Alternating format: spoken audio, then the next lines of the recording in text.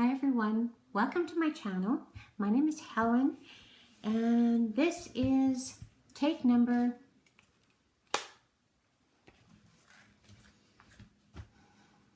600 gazillion. Who knew it was this hard to talk to yourself? I did take the advice of a couple people on YouTube that suggested that you practice speaking out loud so that you articulate and you practice. So for the last couple weeks, that's what I've been doing, is practicing talking out loud, primarily to my dog. So please bear with me. I'm sure I will get better at it with time. I can do this. I can do it. Yep. What can you expect from my channel? I will be creating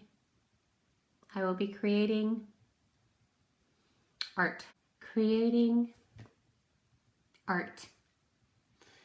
All kinds of art, all kinds of different things, mixed media, polymer clay, art journals, creative journals, and I'll be doing tutorials, flips, vlogs, hauls when they do happen. Yeah, so there's lots going on in here, and I hope to share them with you. One of the things that I'd like to do in my videos is to share something that I think is cool. Years ago, I had gone to Totem, which is a building supply store here in Canada. I don't know if they have them in the States or anywhere else, but I had gone to buy some random things. But then I looked over and look at what I seen in this plywood. Can you see that? You see that face? It struck me, so I ended up buying the whole package of these paneling and cutting it off so I could have this face, and I've kept it all these years and I think it's so cool. Mother Nature is amazing. So over the last year, I have watched a lot of creative videos. I have been inspired. I have been entertained by a lot of different artists. I think this is awesome that we can share ideas and techniques and the use of different mediums. Over the years, and for a number of years, my craft space was my dining room table, and that comprised of anything from Halloween costumes, so I'd have my sewing machine and materials on the table. Another time it may be helping my kids with science projects, paper macheing, painting, puzzles. And if I wasn't on the project that day, I would scooch everything over, and so that we could at least sit down at the table and eat. What happened was all the materials and all the things that I would be using to make these projects, I would store in containers. And after a number of projects, I ended up with a number of tubs, some of which I didn't even really know what was inside. If I needed to start a new project, I'd rifle through a couple of them, and if I didn't have the product, if I didn't have what I need, then I would go out and buy new. So after many years, you do collect a lot of things, and you collect a lot. Many things, many containers, none of which seem to be the same size because they don't stack very well. Why do they do that? Why do they change things that work well? They change the size. Do you ever notice that? They change the size and of the tubs and even their structure. Now you stack them and the bottom ones get squished. Not sure why they do that. Yes. last year, my husband and I moved.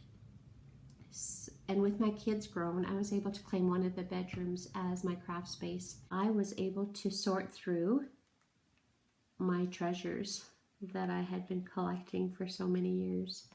It was rather difficult to put everything away simply because there was such a variety of things in them. If I was making Halloween costumes, I would have buttons, embroidery thread, flowers, paint, paintbrushes, all in one tub. And so to sort through them and put the different mediums together, that was a challenge, but it was a good challenge, but a challenge nonetheless.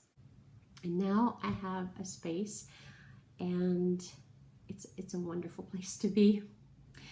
What I did find is when I was watching the videos, what the problem was, I would create in my mind, inside my head. No, don't do it. Just be sure that you create so that you have something after watching other people create. So the idea for this will be the same as others, is that I am going to use what I have, and not that I'm not going to go and buy more, because that's just crazy talk. That's just crazy talk. I will try to use what I have, but there are so many new products that they bring out every year that just look like they need to be bought and tried out.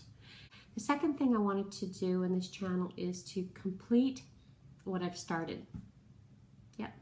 I have a certain vision on how I expect them to look when I'm done, and then if fear sets in that I'm going to ruin it, it starts out looking like I want it and it's progressing very nicely, but I have this fear that I'm going to ruin it, and I don't know where that comes from, because seriously, for the most part, most mistakes in art can be fixed.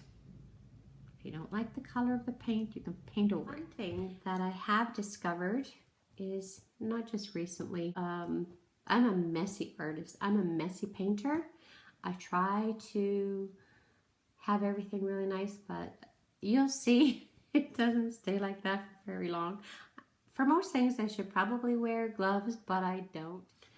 You've probably noticed the number of edits I've done. The lighting has changed. The glare on my glasses has changed. And I'm really sorry about that. And I have done a gazillion takes on this. It is crazy hard. It's awesome. It's great. It's great. Yeah. Thank you so very much for watching, and we'll see you soon. Bye.